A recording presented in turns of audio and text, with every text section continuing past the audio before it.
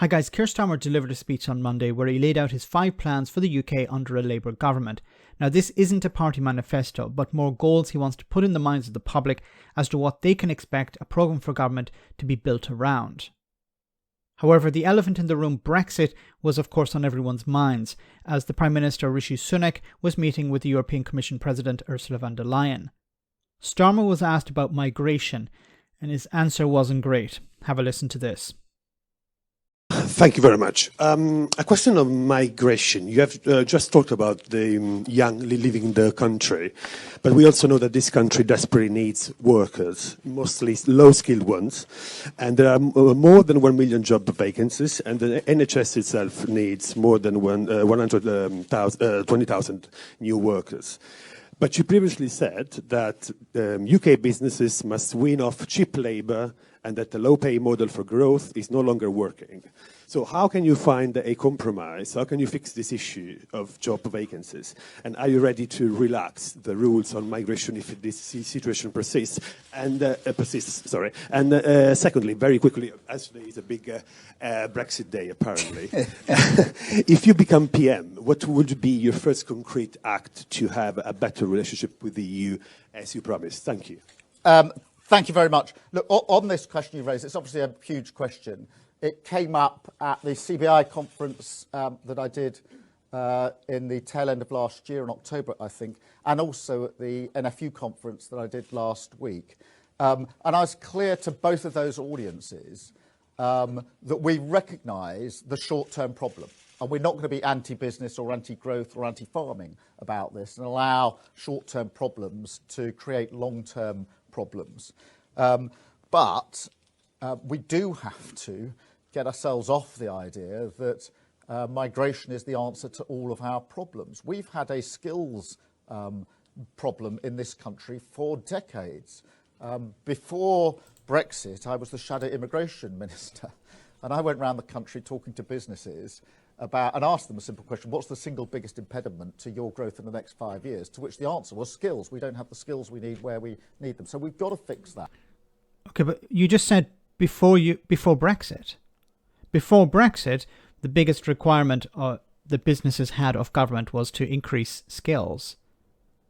Before Brexit. But Brexit has made that situation worse.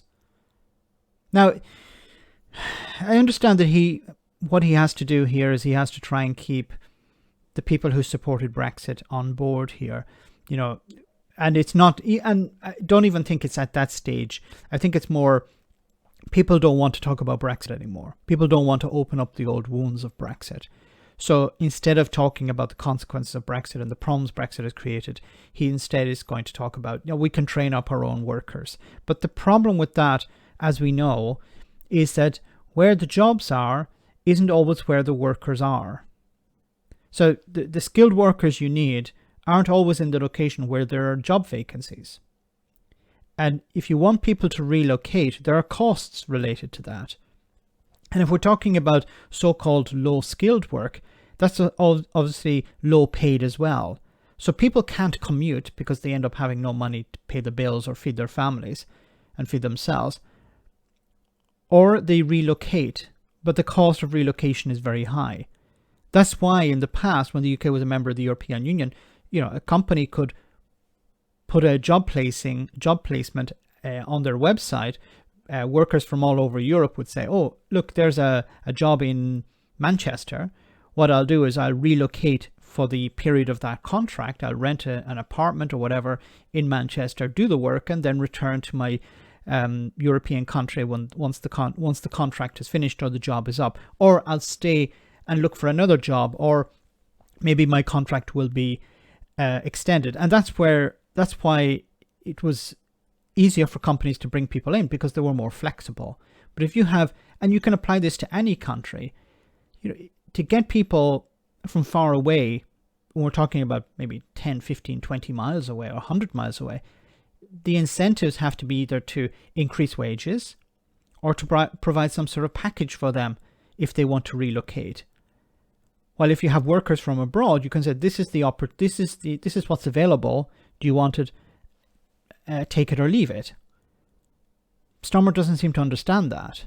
That's why, or maybe he's pretending not to understand that. That's why businesses need access to workers.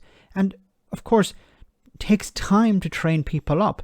The person asking the question here, the journalist, mentioned the NHS. If you want doctors, it takes 7 to 8 years to train up a GP. People can't wait that long. In hospitality, I don't know how long it takes to train up a chef or a waiter. It takes time. You need to train those people up. And once again, there are skilled workers in Britain, but they're not always where the jobs are. And, we've also got, and Jonathan Ashworth has been doing a huge amount of work on this, we've got many people who were in the labour market 2 or 3 years ago who aren't in the labour market now. We need to have a long-term plan. So the answer is, in the short term, of course, we'll work with businesses to ensure that they've got the skills that they need. But we've got to accept that that is exactly what we've been talking about. It's a sticking plaster, because the long-term solution is actually about the skills, about the investment, and about making sure that we get the workforce we've got here in the UK back into work.